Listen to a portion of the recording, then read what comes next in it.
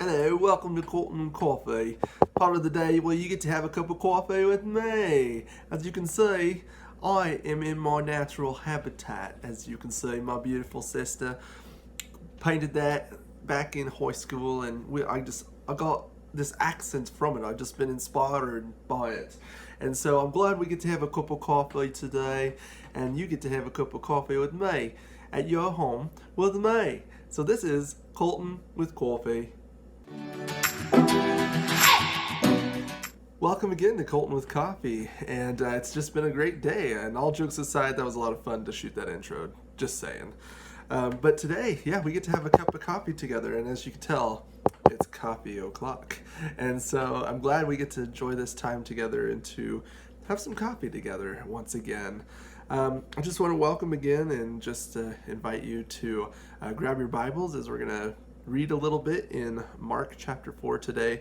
But before I get started with that, I just want to give some updates too, real quick, that tomorrow we will be doing a Zoom conference with the youth, junior high and high school, and any sponsors or parents that would like to join, you're more than welcome.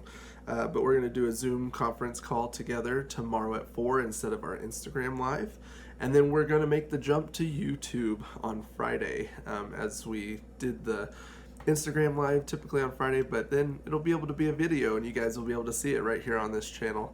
And so if you want to hit subscribe, as one of my youth told me to do, hit subscribe, hit the bell right down here. As you can see, it's the little red spot, and you can subscribe so you can keep up to date. That's for you, my youth.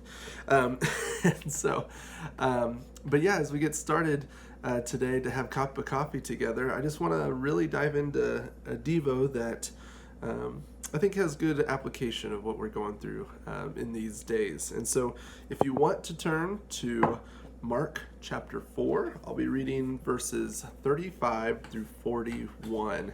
And so I'll be reading also in the NIV translation. And let me read that for you as we get started. So it says here in verse 35, "That day, when evening came, he said to his disciples, 'Let us go over to the other side.' Leaving the crowd behind, they took him along just as he was in the boat. There were also other boats with him. A furious squall came up, and the waves broke over the boat so that it was nearly swamped. Jesus was in the stern, sleeping on a cushion. The disciples woke him and said to him, 'Teacher, don't you care if we drown?' He got up, rebuked the wind, and said to the waves, 'Quiet, be still.' Then the wind died down, and it was completely calm. He said to his disciples, 'Why are you so afraid? Do you still have no faith?' They were terrified and asked each other, 'Who is this, that even the wind and the waves obey him?'" Wow, that's a story, I tell you what. And I remember that this is a story that most people know. It's where he calms the wind and the waves. But, this terrible storm came, and it was about to drown them all. I mean, even the disciples are asking, like, "Don't you care if we drown?" And yet Jesus was just sleeping and in the calm. He was, just chill. I mean, he had to have been getting water on him and being splashed on. But the disciples had this great fear of everything around them, the wind and the waves and the water coming into the boat. And all it took was Jesus speaking to calm the winds and the waves. He rebuked them. And I really want to hit on this point right here, what question Jesus asks. He says, "Why are you so afraid?" I mean, were they overly fearful? Maybe the disciples were. I mean, they were about to lose their lives, they thought. And so did they lose sight of what Jesus can do because of their distractions by fear? They were distracted by their fear, that they forgot what Jesus could do. I mean, if Jesus is calm, shouldn't they have been calm? Maybe go sit next to him and just be near him. They were getting a glimpse, though, of the truth of who he was when he stood up and he rebuked the wind and the waves, telling it to be quiet and to be still. And it was.